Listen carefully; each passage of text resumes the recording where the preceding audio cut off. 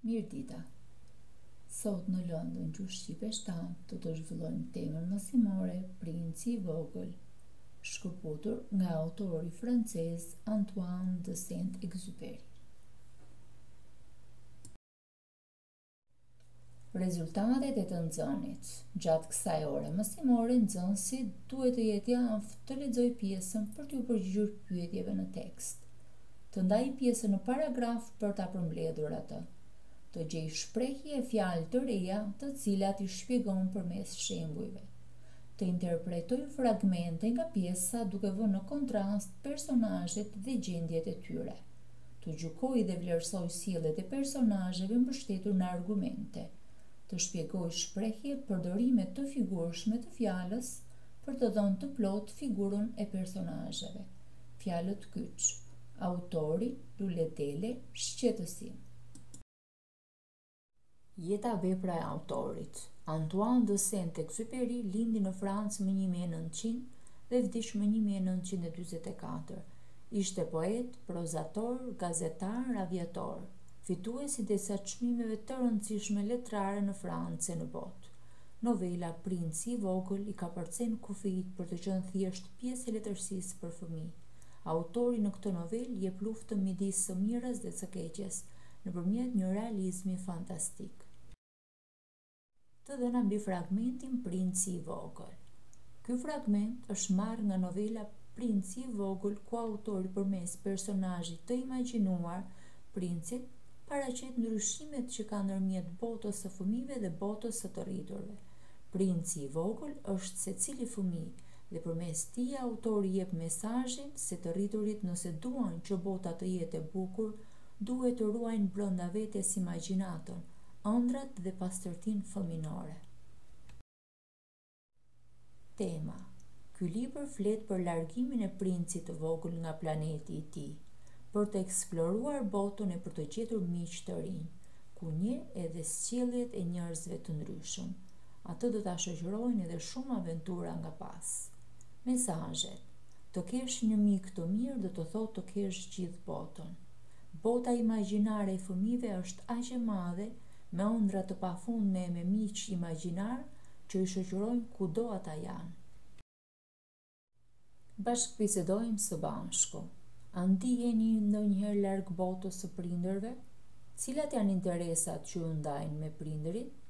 Si veproni kur interesat e tyre janë të ndryshme dhe nuk merrin vëmendjen e duhur prej tyre? Si sillen prindërit dhe ç'përgjigje japin kur nuk ju kushtojnë vëmendjen e duhur?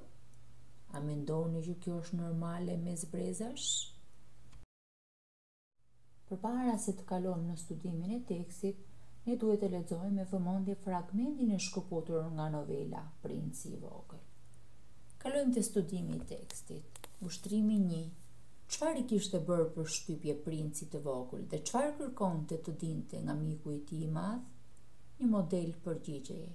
Princi të vogël I kishte bërë për shtypje që delet hanë shkurret, por edhe lulet, dhe që lulet kanë gjimba e këto janë të panevojshme. Me këtë autori do të rrëfej se në botë ka njerëz të mirë e të këqij, dhe te çdo njeri gjen dhe zbulon të dy anët e tij në raste të veçanta. Ushtrimi 2. Pse princi I tregoi mikut historinë e zotërisë si speci kuq? Model përgjigjeje.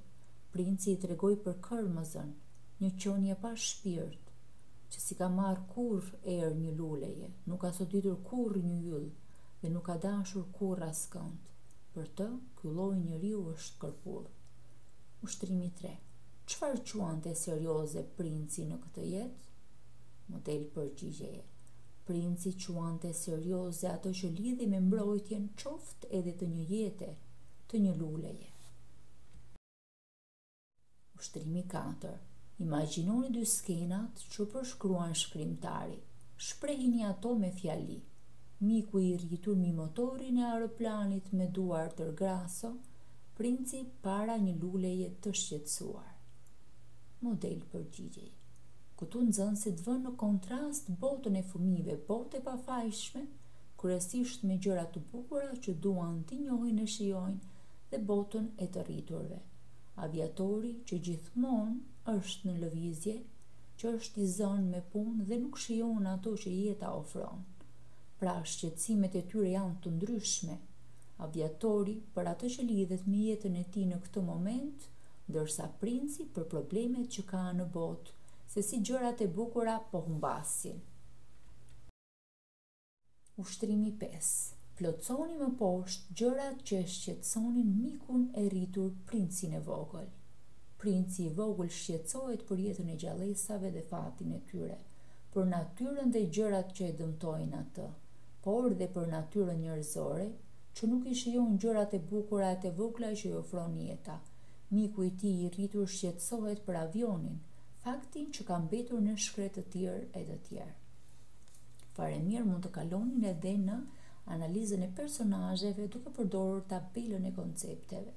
Pra personazhet, cilësitë e tyre fizike, cilësitë morale, ku duken mendimet dhe veprimet e secilit personazh.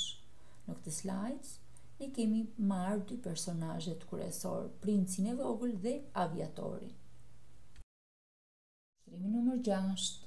Pse autori i përdor shumë pikshat në pjesën e fundit? Një model përgjigjeje do të ishte: me anë të shumë pikshave, autori do të tregojë se dëshiron që bota të ketë lule, të jetë e bukur dhe ja premton këtë gjë princit, por nuk ndihet i sigurt. Ai gjithmonë mendon se bota do të ketë probleme të mëdha. Autori gjithashtu jep të drejtën lexuesit që të mendojë si të dëshirojë ai. Ushtrimi 7. Në pjesën ku princi tregon për zotërinë si speci i kuq, janë disa fjali që fillojnë me pjesën dhe. Çka dashur të përforcoj shkrimtari me këtë përsëritje? Një model përgjigjeje.